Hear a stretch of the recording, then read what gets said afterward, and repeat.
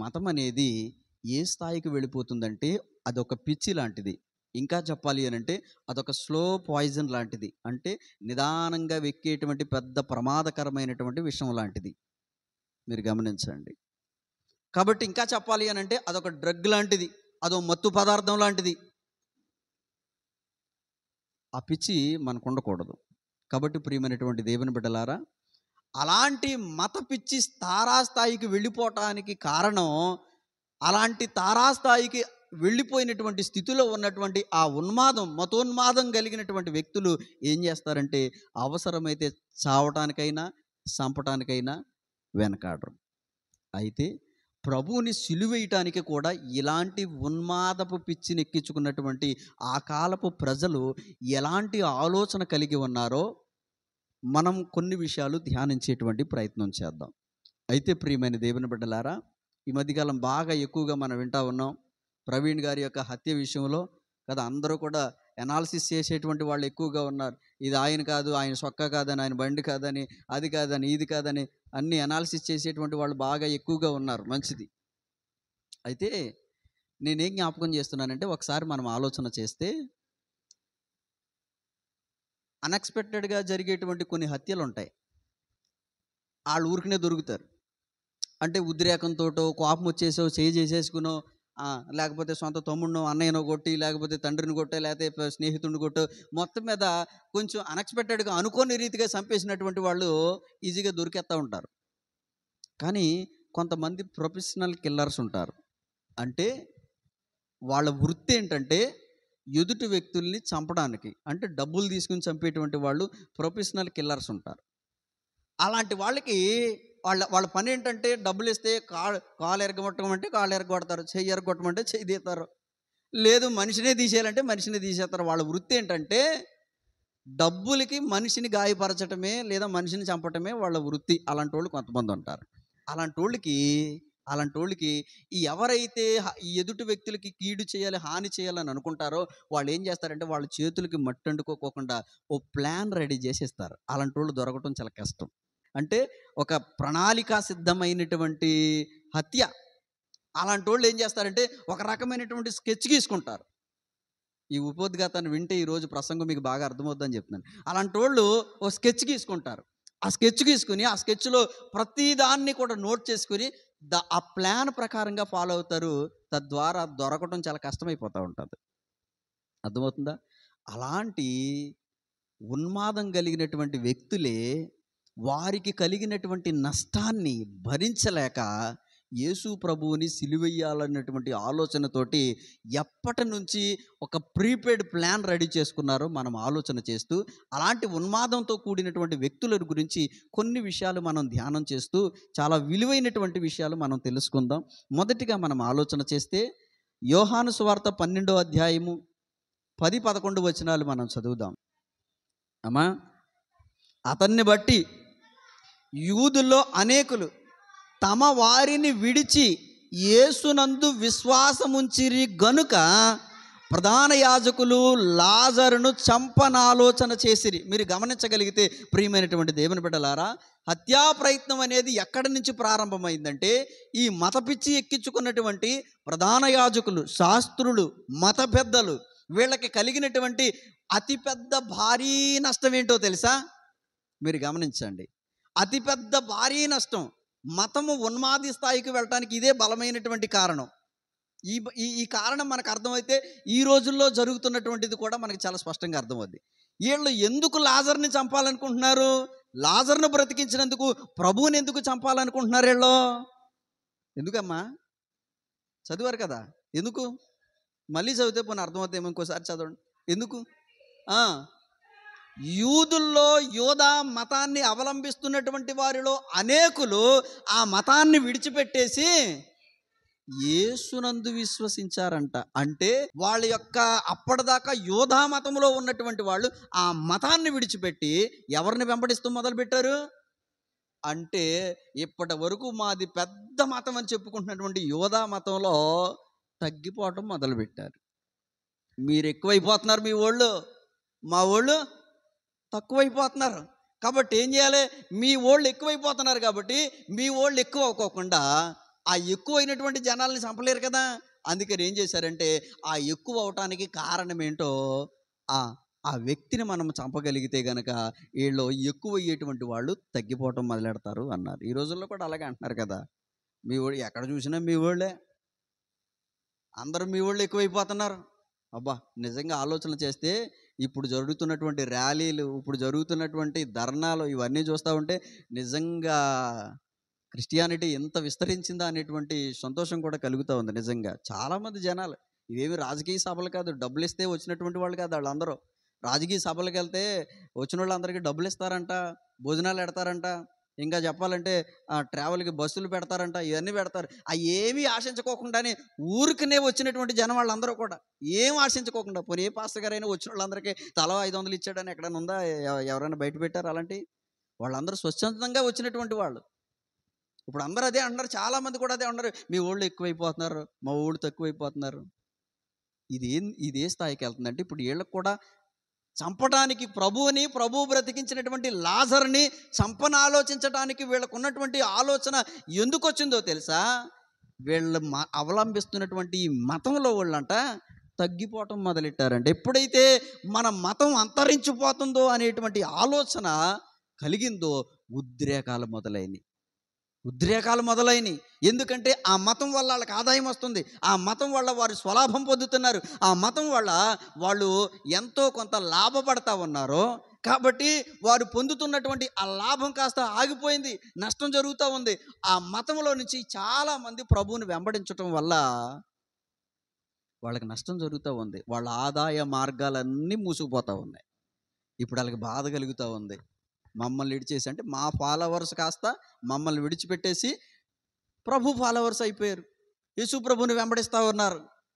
ఆ కోపంతో ఏం చేశారంటే అప్పటి నుంచి కూడా ఆలోచింపజేశారంట కదా. లాజరును ఆలోచింపజేశారు. ఆ తర్వాత అదే అధ్యాయంలో మనం కిందకు వచ్చి వాళ్ళు వేసినటువంటి ప్లాన్లు మనం చూస్తే 19వ వచనంలో ఉంటుంది, చూడండి ఒకసారి.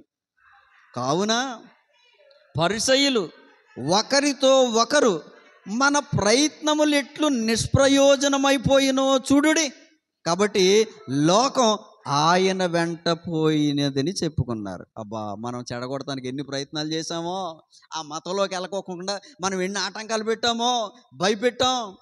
ఇంకా చెప్పాలంటే ఏదో భయభ్రాంతులకి గురి చేసేటువంటి మాటలు చెప్పాం, ఎన్ని ప్రయత్నాలు చేశామో అయినా సరే లోకం ఆయన వెంటనే వెళ్ళిపోయిందంట. అర్థమవుతుందా? ఇది మత పిచ్చి అంటే. అందుకు ప్రభువుని ఇక్కడ ఏ అధ్యాయం ఇది? దాదాపుగా సిలువ మరణాలు మనం గమనిస్తే యోహాను సువార్తలు అయితే 18వ అధ్యాయం కాడి నుంచి సిలువ మరణం ప్రారంభం అవుతుంది. కానీ మనం ఏ అధ్యాయంలో చదువుకున్నాం? 12వ అధ్యాయం. అంటే అప్పటికే ఎలాంటి ఉన్మాదం కలిగినటువంటి వ్యక్తులుగా ఉన్నారో ఇక్కడ మనం ఆలోచన చేస్తే గనక వీళ్ళు అంటూ ఉన్నారు, ఒకరితో ఒకరంట, ఈ పరిసయ్యులు ఒకరితో ఒకరు అనుకుంటా ఉన్నారు, మన ప్రయత్నములు ఎట్లు నిష్ప్రయోజనం అయిపోయినాయో చూడండి.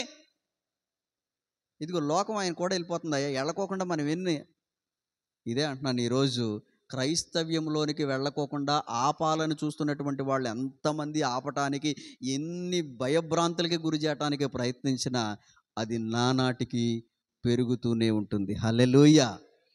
ఎంత పెరుగుతుందో తెలుసా? క్రైస్తవ్యం ప్రభు వచ్చే రాకడికి ఎంత పెరుగుతుందో తెలుసా?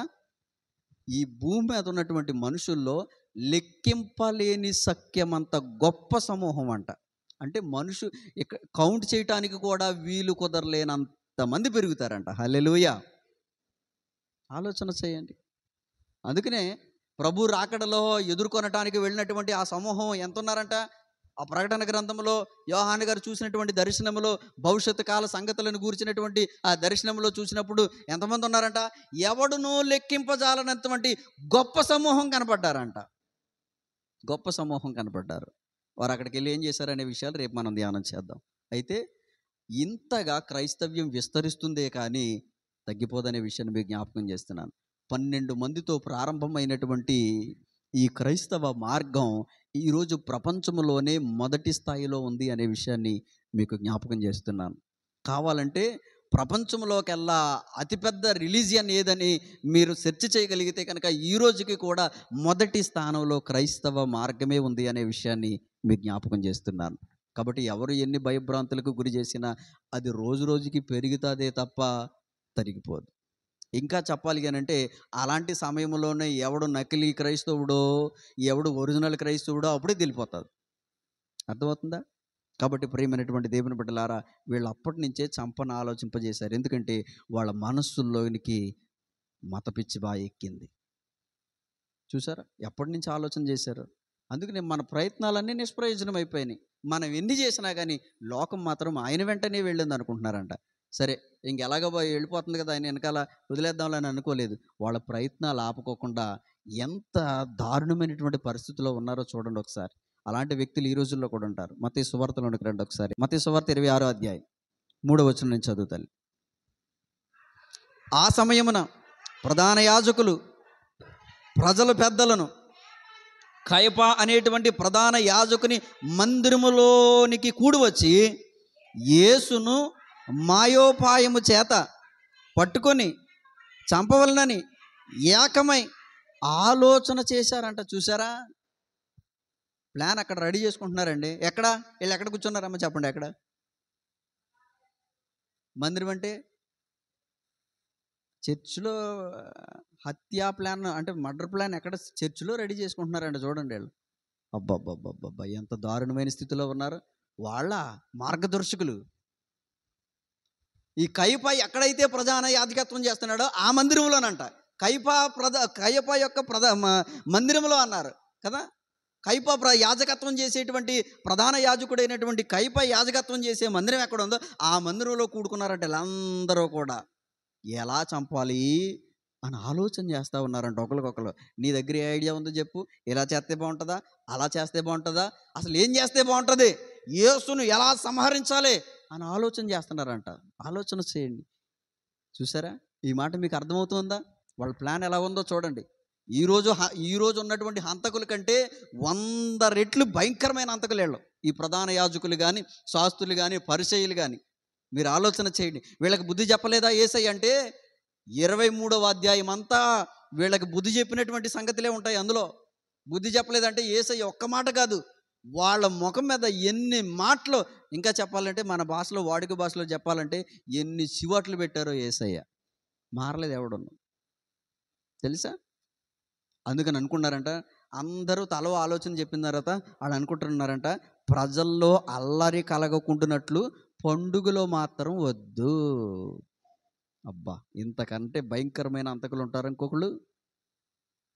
అర్థమైందా? ప్రొఫెషనల్ కిల్లర్స్ వీళ్ళు. కాబట్టే మన చేతులకి మట్టి అండకూడదు, మనం ఏమీ దొరకకూడదు, కానీ యేసు మాత్రం చంపబడాలి అనేటువంటి ఆలోచనతోటి ఇప్పుడొద్దు, పండగ కదా, పండగలో గనకైతే అలరి ఎక్కువ అవుతుంది కాబట్టి ఇప్పుడొద్దు అని ఆలోచన చేశారంట. తర్వాత ఏం చేశారో తెలుసా? ఇక్కడ మనం గమనిస్తే ఇది మాటలో మాయోపాయము అంటే మాయోపాయము చేత పట్టుకుని చంపవలనని ఏకమై ఆలోచన చేశారంట. 26వ అధ్యాయంలోనే 47, 48 చదువుతాను.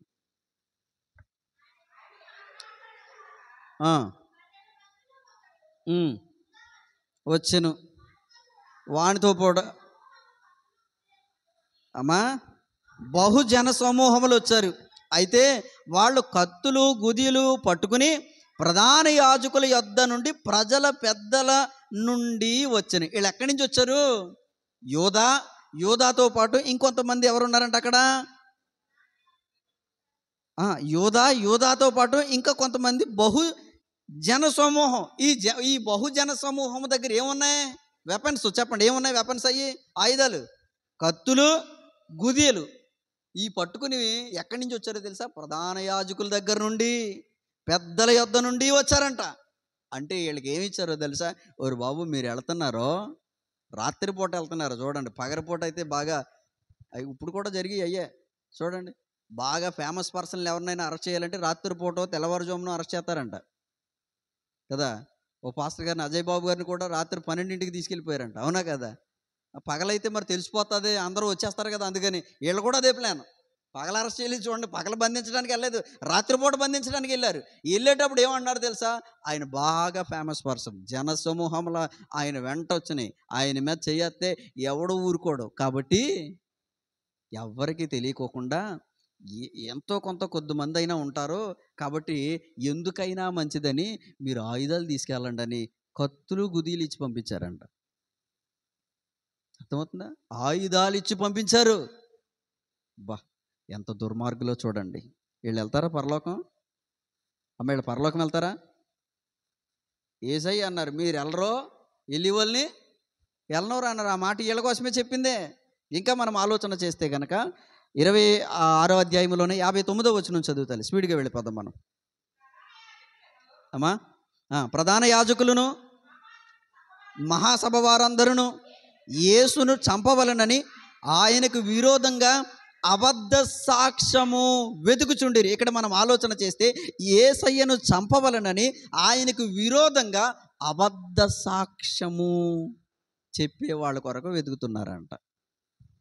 ఆలోచన చేయండి. అంటే వీళ్ళు నిజంగా ఈయన డబ్బులు ఇచ్చి సీక్రెట్గా చంపించేయాలని అనుకుంటలేదు. వాళ్ళు యేసయ్యను సంహరించాలి, అది కూడా అందరికీ తెలిసేలాగా, అది కూడా అధికారపూర్వకంగా. మరి అధికారపూర్వకంగా చంపాలంటే ఏదో ఒక నేరం వేయాలి అని ఏం చేశారంటే, ప్రియమైనటువంటి దేవుని బిడ్డలారా, అబద్ధ సాక్ష్యాలు చెప్పే వాళ్ళని వెతుకుతున్నారు. అబద్ధపు సాక్ష్యాలు అంటే యేసయ్యను సంహరించాలనేటువంటి ఆలోచన వీళ్ళకి వచ్చింది. కానీ అది ఎలా చేయించాలంటే అధికారపూర్వకంగా అందరికీ తెలిసేలా చేయాలి. కాబట్టి ఆయన్ని వెంబడించినటువంటి వారందరూ ఏం చేయాలంటే ఆయన మరణాన్ని చూసి మిగతా వాళ్ళందరూ భయం చెందాలి. అమ్మో, మతం మారాలంటే ఇంత భయంకరంగా ఉంటుందని, నేను మాత్రం మారను బాబా అని మతం మారటానికి భయం కలిగేలా మనం ఆయన మరణాన్ని చిత్రీకరించాలి. అది కూడా అధికారపూర్వకంగా మరణించేలాగా మనం ప్లాన్ చేయాలి. మరి అలా చేయాలంటే ఏం చేయాలి? ఏదో ఒక నేరం వేయాలి. నేరం వేయాలంటే అబద్ధ సాక్ష్యం కావాలి అని ఏం చేశారంటే అబద్ధపు సాక్ష్యాలను చెప్పేటువంటి వారి కొరకు వెతికారంట. తర్వాత 27వ అధ్యాయం 1వ వచనం చదువుతాను. ఉదయమైనప్పుడు ప్రధాన యాజకులు ప్రజల పెద్దలందరూ యేసయ్యను చంపవలెనని ఆయనకు విరోధముగా ఆలోచన చేసి ఆయన బంధించి తీసుకుని పోయి అధిపతి అయిన పొంతి పిలాతుకు అప్పగించిరి అనే మాట ఇక్కడ రాయబడి ఉంది. ఇక్కడ మనం గమనించగలిగితే ఆయన్ని బంధించి పిలాతుకు అప్పగించారంట. తర్వాత ఆలోచన చేస్తే అక్కడ 12వ వచనం కూడా చదువుతారు. 27:12. ప్రధాన యాజకులు పెద్దలు ఆయన మీద నేరం మోపారు. ఆయన ప్రత్యుత్తరం ఏమీ ఇయ్యలేదు. అంటే వీళ్ళు ఏం చేశారంటే ఆలోచన చేస్తే ఆయన బంధించారు, తీసుకెళ్ళి పిలాతుకు అప్పగించారు. పిలాతు దగ్గర ఆయన మీద కొన్ని నేరాలు వేశారంట. ఆ నేరాలన్నీ కూడా మనం గత కాలంలో ధ్యానం చేసాం. అది అందులో ఏది రుజువు కాలేదు. వాళ్ళు చెప్పిన దానిలో ఏది రుజువు కాల. ఇంకా చెప్పాలంటే ప్రభు వాదించలేదు, కానీ వాదించుకోకుండానే ఏ సాక్ష్యం నిలబడలేదు. ఇంకా మనం ముందుకెళ్తే కనుక తర్వాత అంటే ఈ విషయాలు ఎందుకు కోట్ చేస్తున్నానంటే మీకు ఒకదాని తర్వాత ఒకటి ఎలా ప్లాన్ చేసుకుంటున్నారు చూడండి. అంటే ప్లాన్ ఏ ఫెయిల్ అయితే వెంటనే మళ్ళీ ప్లాన్ బి అమలు చేయాలి, అది కూడా ఫెయిల్ అయితే ప్లాన్ సి అమలు చేయాలి అని ఒకదాని తర్వాత ఒకటి. ఇది ఫెయిల్ అయితే ఇంకోటి, అబద్ధ సాక్ష్యాలు చెల్లలేదా ఇంకోటి పెట్టండి, అది చెల్లలేదా ఇంకోటి పెట్టండి, ఇంకే ఆరోపణ వచ్చినా దానన్నిటికీ మనం సిద్ధపడి ఉండాలని. ఇదే అన్న నేను ప్రొఫెషనల్ కిల్లర్స్ చేసేటువంటి ప్లాన్స్ ఇలాగే ఉంటాయి. ఎక్కడ ఇది ఫెయిల్ అయ్యేటువంటి అవకాశం ఉండకూడదని ప్రణాళిక బాగా సిద్ధం చేస్తారంట. తర్వాత ఏమంటున్నారో తెలుసా? ఒకవేళ అలాంటి పరిస్థితి వచ్చి ఒకవేళ విడుదల చేసేటువంటి ప్రయత్నం వస్తే, మనకు పండగలో ఒక ఖైదీని విడుదల చేసేటువంటి వాడుక ఉంది, అది కూడా ఆలోచన ముందే చూడండి. ముందు ఆలోచన ఎంతగా ఉంది వీళ్ళకి. అది కూడా ముందు ఆలోచన చేసేసి ఏమన్నారో తెలుసు? అక్కడ ఆలోచన చేస్తే కనుక పండుగలో ఒకరిని విడుదల చేసే అవకాశం ఉంది కాబట్టి 20వ వచనం చదువుతాను. స్పీడ్కి వెళ్ళిపోదాం. ప్రధాన యాజకులు, వీళ్ళ పేర్లు ప్రధాన యాజకులు అంట. అంటే యాజకత్వం చేసే వారిలోనే ప్రధానులు వీళ్ళు. ప్రధాన యాజకులు అంట. ఎంత మంచి పేరు పెట్టుకున్నారో వీళ్ళ సేవకులు, వీళ్ళ బోధకులు, వీళ్ళ సత్య మార్గాన్ని బోధించేటువంటి వాళ్ళు, వీళ్ళ పరలోకానికి మార్గాన్ని చూపించేటువంటి వాళ్ళు, వీళ్ళు అందులైనటువంటి మార్గదర్శకులు, వీళ్ళు గుడ్డి వాళ్ళు, వీళ్ళ సున్నం కొట్టినటువంటి సమాధులు వంటి వారని యేసయ్య వాళ్ళని ఎన్నో మాటలు గద్దించినట్లుగా మనం చూస్తూ ఉన్నాం. ఇలాంటి ప్రధాన యాజకులంట పెద్దలు ఏమని చెప్తున్నారు తెలుసా? బరబ్బాను విడిపించమని అడుగుటకు యేసును సంహరించడం అని చెప్పడానికి జన సమూహాలని ప్రేరేపించారు. ఇది ఒకవేళ అది ఫెయిల్ అయితే సరే, ఇంత దాకా వచ్చిన తర్వాత చివరిలో ఒకవేళ పండగలో మీకు ఒక వాడుక ఉంది కదా, ఆ వాడుక చొప్పున ఒక ఖైదీని విడుదల చేయటానికి ఆ వంతు ప్రకారమనైనా యేసయ్యను విడుదల చేయమంటారా అని ఒకవేళ ఆలోచన వస్తే గనక, ఆ బరబ్బా ఉన్నాడు కదా, అతను విడుదల చేయమని చెప్పండి. యేసయ్యను మాత్రం సంహరించమనే చెప్పాలి. మీరు ఇదే చేయాలి, గుర్తుపెట్టుకోండి అని బాగా నూరు పోసారు వాళ్ళకి. గుర్తుపెట్టుకోండి ఇదే మాట. అలా ఒకవేళ అధికారం అలా అంటే వెంటనే మీరు ఇలాగనాలి, ఇంకోటంటే మీరు ఇలాగనాలి. చూడండి ప్లాన్లు ఎలా చెప్తా ఉన్నారు. అర్థమవుతుందా? నా మాటలు అర్థమవుతున్నాయి మీకు? దేవునికి స్తోత్రం చెప్పండి. హల్లెలూయా, హల్లెలూయా. తర్వాత వీళ్ళు ఏం చేశారంటే, అదే వచనాల కిందకి మనం చదివితే వాళ్ళు కేకలు వేశారంటే కేకలు వేయమని ప్రేరేపించినట్లుగా మనం చూస్తూ ఉన్నాం. తర్వాత 27వ అధ్యాయము 41వ వచనం చదువుతాను. శాస్త్రులను, పెద్దలను, ప్రధాన యాజకులను కూడా ఆయన్ని అపహసించారు. ఇక్కడ గుర్తుపెట్టుకోండి, నెక్స్ట్ స్టెప్ ఏం చేశారో తెలుసా? అపహసించారు, హేళన చేశారు. గుర్తుపెట్టుకోండి ప్రియమైనటువంటి దేవుని బిడ్డలారా, అపహసించారు, హేళన చేశారు. తర్వాత ఇంకా మనం గమనిస్తే కనుక వాళ్ళు ఏమంటున్నారో తెలుసా? వాళ్ళు చేసినటువంటి హేళన ఏంటో తెలుసా? అక్కడ ఏమంటున్నారంటే, ఈయన గనక ఇప్పుడు దాకా ఆయన్ని చాలామంది నమ్మారు, ఆ చాలామంది ఆయన్ని వెంబడించారు కదా, అసలు సిసలైనటువంటి నమ్మకం ఇప్పుడు నమ్ముతాం మేము. ఏంటంటే తెలుసా? ఆయన గనక సిలువు మీద నుంచి దిగితే ఇప్పుడు నమ్ముతాం అంటున్నారంటాడు. కంటిన్యూ చేయి తల్లి.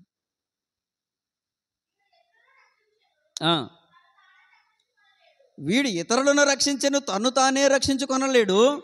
ఇశ్రాయేల్ రాజు కదా, ఇప్పుడు గనక సిలువ మీద నుండి దిగిన ఎడల వాణ్ణి నమ్ముదుము అంటున్నారా? అంటే నమ్మినటువంటి వారి విశ్వాసాలను కూడా చెడగొడుతున్నారు వీళ్ళు. ఏంటో తెలుసా? ఇప్పుడు దాకా మీరు నమ్మారు కదా ఈయన గొప్పోడని, ఈయన కదా స్వస్థతలు చేశాడని, అద్భుతాలు చేశాడని మీరు అందరు నమ్మారు కదా, అసలు సిసలైన నమ్మకం ఏంటో తెలుసా? ఇప్పుడు దిగమనండి, మీరే కాదు మీతో పాటు మేము కూడా నమ్ముతాం అని వాళ్ళ విశ్వాసాన్ని చెడగొట్టడానికి వీళ్ళ ప్లాన్. అర్థమవుతుందా? అంటే నమ్మిన వారి విశ్వాసాన్ని కూడా చెడగొట్టడానికి వీళ్ళు ఎలాంటి మాటలు మాట్లాడుతున్నారు చూడండి. ఇప్పుడు దిగు, ఇప్పుడు సిలువ మీద దిగు, వాళ్ళు కాదు మేమే నమ్మేస్తాం. అబ్బా, ఎంత దారుణమైనటువంటి పరిస్థితుల్లో వీళ్ళు ఉన్నారో చూడండి, ఎంత భయంకరలో చూడండి ప్రియమైనటువంటి దేవుని బిడ్డలారా. ఎంత ఉన్మాదాన్ని నరనరాల్లో ఎక్కించుకున్నారో చూడండి. ఎంత ఉన్మాదముతో ఆలోచన చేయండి. మత పిచ్చి పట్టి ఎంత భయంకరమైనటువంటి స్థితిలో ఈ ప్రధాన యాజకులు, శాస్త్రులు, పరిసయ్యులు ఎలా ఉన్నారో చూడండి. ఇంకా వీళ్ళ దేవాలయంలో నిలబడి ధర్మశాస్త్రాన్ని బోధిస్తుంది. ఏం బోధించుంటారండి నిజంగా? అసలే వీళ్ళ బోధన వల్ల ఎంతమంది భ్రష్టులు అయిపోయి ఉంటారు. వీళ్ళు చేసినటువంటి ప్రసంగాల వల్ల ఎంతమంది ఆధ్యాత్మిక నష్టం కలిగి ఉంటుంది. ఎంతమందికి స్వలాభాల కోసం చేసేటువంటి బోధ, దేవుని ఎదుట ఒక వ్యక్తిని పరిశుద్ధునిగా చేసి నిలబెట్టలేనటువంటి బోధ చేసి వీళ్ళ ప్రధాన యాజకత్వం చేశారంట. మరి ఏం బోధించారో ఆ దేవాలయాల్లో, ఆ మందిరాల్లో ఏం బోధించారో, ఏ ధర్మశాస్త్ర సంగతులు బోధించారో తెలియదు. కానీ వీళ్ళ ఇంత భయంకరమైనటువంటి దుస్థితిలో ఉన్నటువంటి వాళ్ళు వీళ్ళ యాజకులు ఎలాగయ్యారో చూడండి. అసలు ప్రియమైన దేవుని బిడ్డలారా, ఆలోచన చేయండి. ఇంకా మనం ముందుకు వెళ్ళటానికి ప్రయత్నం చేద్దాం. అయితే ఆలోచన చేస్తే అక్కడ 43వ వచనంలో ఏమంటున్నారు తెలుసా? ఇంకో మాట చెప్తా ఉన్నారు. నేను దేవుని కుమారుడని చెప్పాను కనుక ఆయనకిష్టుడైతే ఆయన ఇప్పుడు వానిని తప్పించునని చెప్పిరి. అబ్బా, ఇంకో అంటున్నారు చూడండి. అంటే నమ్మిన వారి యొక్క విశ్వాసాలను చెడగొట్టడానికి కూడా ఏమంటున్నారు తెలుసా? ఇప్పటి వరకు ఈయన దేవుని కుమారుని చెప్పుకున్నారు కదా, ఇప్పుడు గనక ఇక్కడ ఏమంటున్నారంటే అసలు ఆయనకు కూడా ఈయన ఇష్టం లేదు. ఇష్టుడైతే గనక ఇప్పుడు తప్పించును, ఇప్పుడు తప్పిస్తే ఈయన దేవునికి తండ్రికి ఇష్టుడు అని ఇప్పుడు నమ్ముదామనేటువంటి ఆలోచనతో అంతకు ముందు వరకు నమ్మిన వారి యొక్క విశ్వాసాలను కూడా చెడగొడుతున్నారు. ప్రియమైన దేవుని బిడ్డలారా, అసలే ఏ యుగంలో కూడా క్షమాపణ లేనటువంటి భయంకరమైనటువంటి పాపం చేస్తూ ఉన్నారు వీళ్ళు. అంతటి ఉన్మాదం, అంతటి భయంకరమైనటువంటి స్థితిలో వారి హృదయాలు చెడిపోయినాయి. వారి మనస్సు నిండా స్వార్థం, వారి యొక్క హృదయం నిండా కల్మషం అలా నిండిపోయింది. నేనేమంటున్నానంటే, నువ్వు నమ్మపోయినా పర్లేదు, నమ్మిన వాడి యొక్క విశ్వాసాన్ని చెడగొడితే అది క్షమించరానటువంటి పాపం. అర్థమవుతుంది? కానీ ఆధ్యాత్మిక నష్టం ఏంటంటే, కాస్తో కూస్తో నమ్మి కొంచెం దేవునిలో ముందుకెళ్తున్నటువంటి వాళ్ళు ఉంటారు చూడండి, వాళ్ళ విశ్వాసాన్ని చెడగొట్టకూడదు. అది క్షమించరాని పాపం. అది నీకు నమ్మకం లేకపోతే, దేవుడు అంటే ఇష్టం లేకపోతే మాట్లాడకుండా ఊరుకో. చర్చికి రావటం మానేయి. విశ్వాసం లేకోకుండా ఉండు. నీ మట్టుకు నువ్వు, దేవుడు నీ దగ్గర ఎలాంటి తీర్పు ఉంటుందో అది నీ మట్టుకు నీ వరకే ఉంటుంది. కానీ వెళ్ళే వాళ్ళని, నమ్మినటువంటి వాళ్ళని ఎగతాళి చేసి, హేళన చేసి, వాళ్ళని ఆటంకపరిచి వారిని దేవునికి దూరం చేస్తే కనుక అది క్షమించరాని పాపం. గుర్తుపెట్టుకోండి. నేనేమంటున్నానంటే, ఒకరిని దేవుని యొద్దకు నువ్వు నడిపించకపోయినా పర్లేదు, ఆల్రెడీ దేవునిలోనికి మెల్లిమెల్లిగా వస్తున్నటువంటి వాళ్ళని చెడగొట్టకూడదు. ఇప్పుడు కూడా ఇలా ప్రయత్నం చేస్తూ ఉన్నారు. అప్పటి వరకు ప్రభువుని విశ్వసించినటువంటి అనేక మంది యొక్క విశ్వాసాలని చెడగొట్టడానికి రకరకాలైనటువంటి మాటలు వీళ్ళు మాట్లాడుతూ ఉన్నట్లుగా మనం చూస్తూ ఉన్నాం. తర్వాత 62వ వచనం, 62, 63 చదువుతాలి. ఏమన్నారు తెలుసా అక్కడ?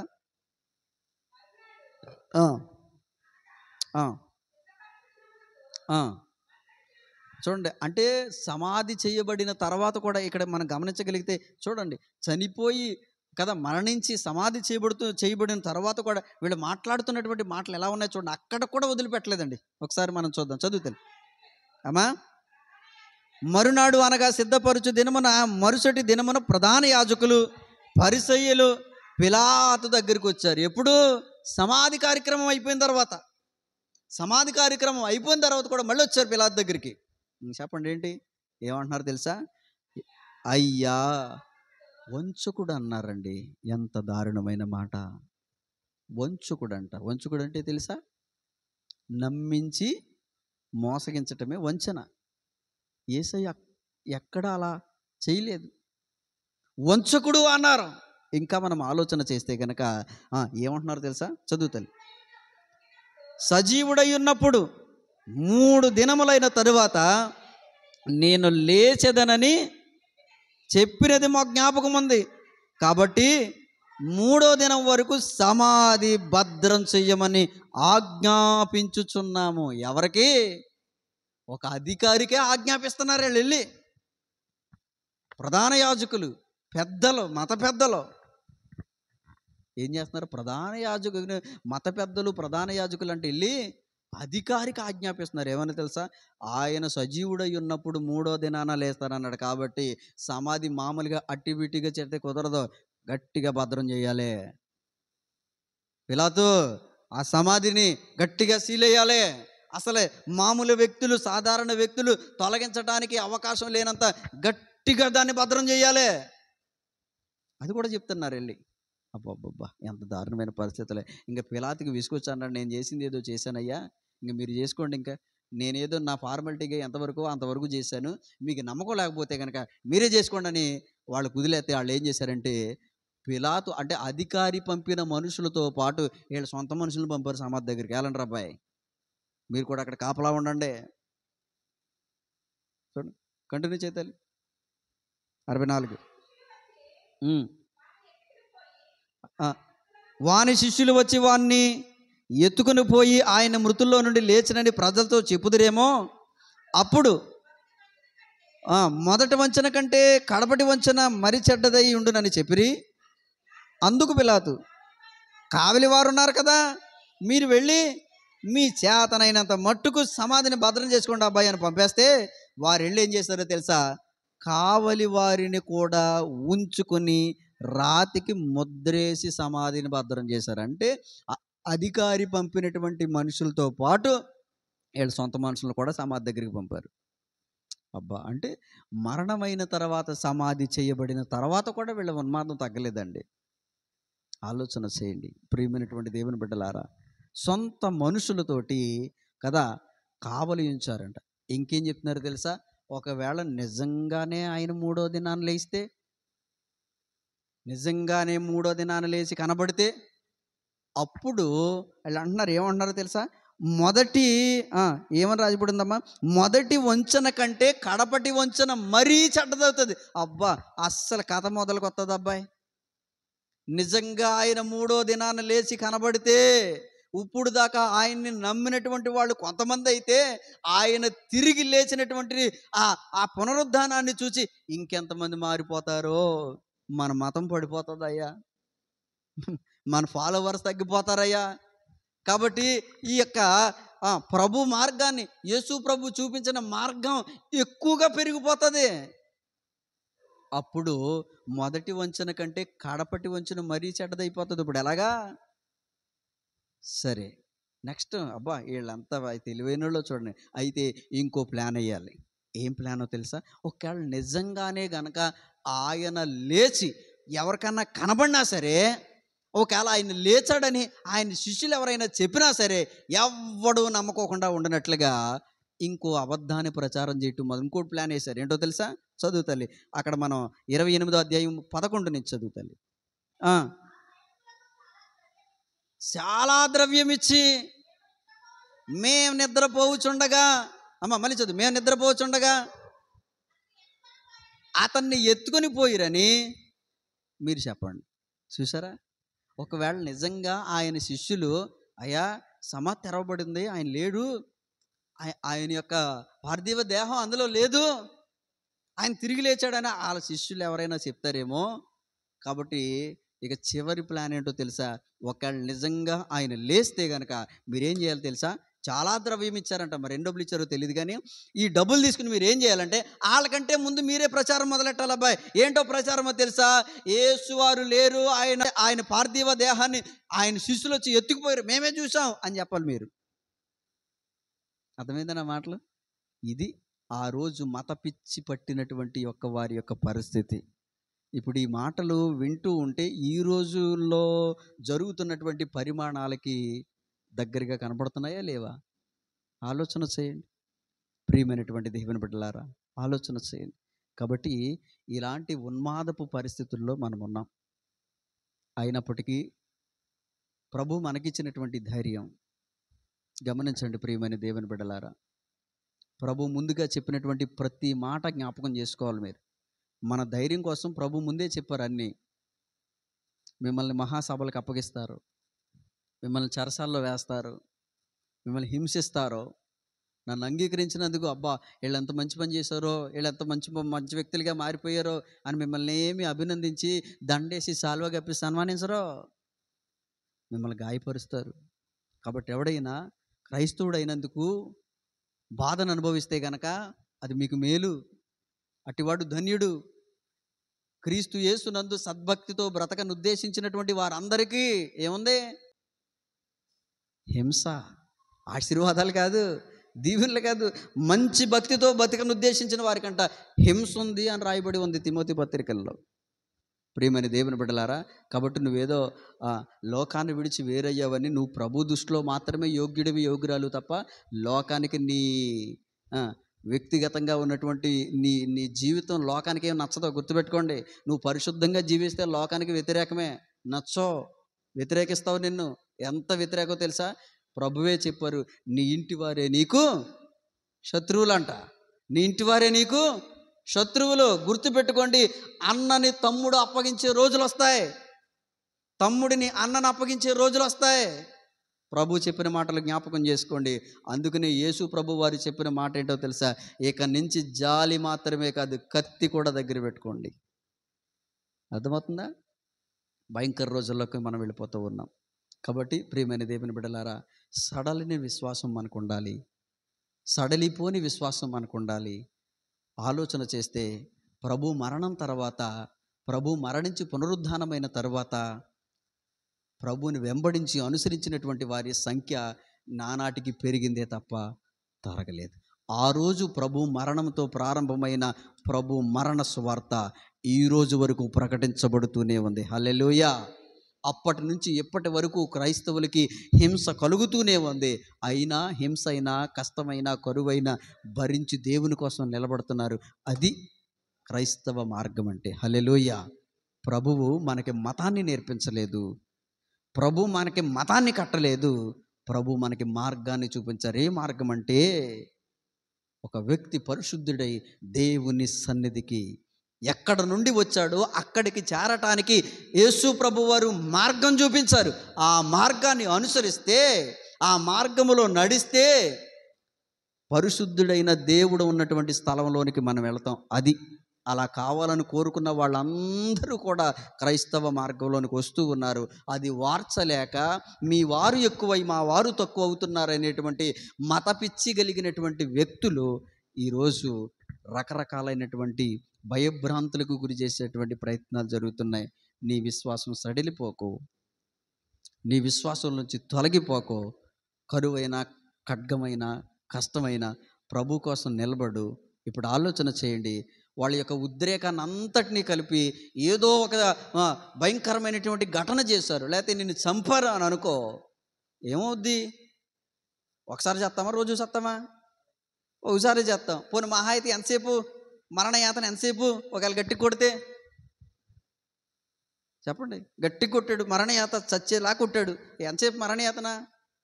పోనీ గట్టిగా భరించుకుంటూ 1 గంట 2 గంటలో చస్తాం, అంతేనా? మరి తర్వాత ఇంక చచ్చిపోయినటువంటి శవాన్ని ఎంత గాయపరిచినా మనకేమన్నా నొప్పి ఉంటుందా? దేవునితో పాటు సంతోషం. హల్లెలూయా. అందుకనే ప్రభు మరణం వారికి తృప్తినియ్యలేదంట. ఎందుకో తెలుసా? ఎప్పటి నుంచి మనం 12వ అధ్యాయం కాడి నుంచి ధ్యానం చేసుకుంటూ వచ్చాం. యోహాను సువార్త 12వ అధ్యాయం కాడి నుంచి అప్పటి నుంచి ప్లాన్లు వేసుకుని ఎన్ని ప్రణాళికలు, లోపల ఉన్నటువంటి కర్కసత్వాన్ని అంతటినీ బయట పెడతానికి చివరికి వచ్చి ఆఖరిని ఏదో రకంగా మొత్తం మీద ప్రలోభం పెట్టి ఏ నేరం రుజువాకోకుండా సిలివేసేసినా సరే, అమ్మయ్యా అయిపోయింది, యేసు యొక్క చరిత్ర ఈ రోజుతో అయిపోయింది అని అందరూ ఆ రాత్రి పడుకున్నారు. తెల్లారి పగలైంది. 3వ రోజుకి యేసు ప్రభు తిరిగి లేచాడనే వార్త వచ్చేసింది. యేసు ప్రభు మరణం వారికి తృప్తినివ్వలేదు. అర్థమవుతుందా? ఇంత ప్లాన్ వేసి ఇవన్నీ చేస్తే తిరిగి లేచాడు ఆయన. మరణం ఆయనకి తృప్తినివ్వాల.